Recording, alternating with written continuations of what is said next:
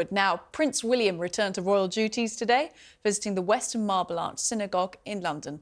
The symbolically significant visit comes amid heightened political tensions over the war in Gaza, with William's presence raising awareness of anti-Semitism.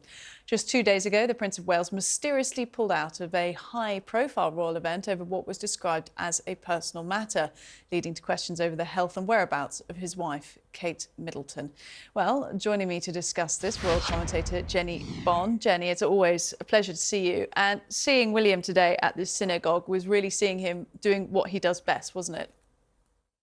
Yes, and they said after he failed to show at the service for ex-King Constantine, they said he was going to turn up on Thursday, and he's got other engagements later in the week.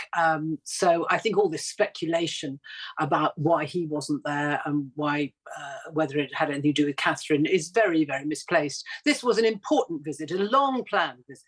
And it's a balancing visit, if you like. Last week, he was visiting humanitarian workers from the Red Cross who are helping with the effort in Gaza. And then he expressed deep concern about the situation and the human cost of the fighting in Gaza. And this week we see him in a very balanced way going to a synagogue. I say a long-planned visit.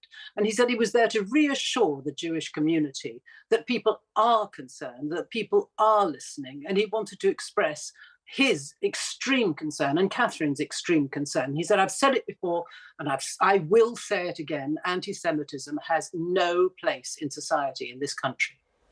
And we're looking at pictures here. He was meeting Holocaust survivors and lots of the community there in the synagogue. And somebody actually said to him, I think it was the lady we just showed on the screen, I'm wishing all the best to Catherine. I think she said something along the lines of, I wish her well, you know, and that was an exchange you would probably expect in that setting, given there is so much speculation at the moment about where she is and if she is okay. What do you make of the statements that we have from the palace about that? Well, I think we, the media, need to stop. We just need to stop with this speculation. We have a lady here who has had a serious abdominal surgery. She doesn't actually want us to know her private medical details. Lots of people don't want others to know about their private medical details. I'm quite open about my health, actually, but other people, I've got close friends who are not. You know, people vary. So she doesn't want people to know. Kensington Palace are instructed, therefore, to say nothing. And we in the media are getting ourselves in a terrible tiz, running around, trying to speculate what might or might not be wrong. You know, she doesn't want us to know. We're told she's doing well. Leave it at that. Indeed, Jennie. Look, there's only so many times you can talk about something that we're not supposed to be talking about or that she doesn't want us to talk about. Yeah. You know, somebody else who would like to stay out of the limelight, well, some would say absolutely doesn't, but Prince Harry, of course, lost his case in the last few days over government, over security with the government. Do you think that means he's not going to be rushing back to the UK anytime soon? Well, it's not going to help the rift between himself and William and Charles, is it? He now has every excuse to stay in the United States as he sees it. But he is launching an appeal against this High Court decision that he should not have enhanced security. It doesn't mean that he's left without security. I mean, it's going to be on a case-by-case basis.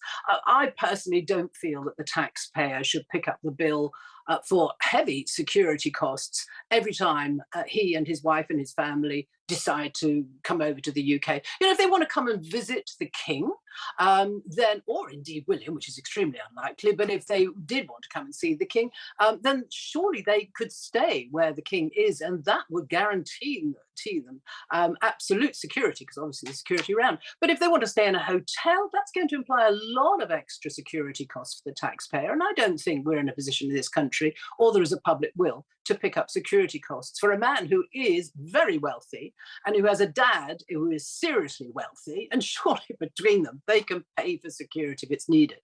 Jennie Bond Unleashed, love it. Look, royal commentator Jennie Bond, it's always good to talk. Thank you so much for joining us.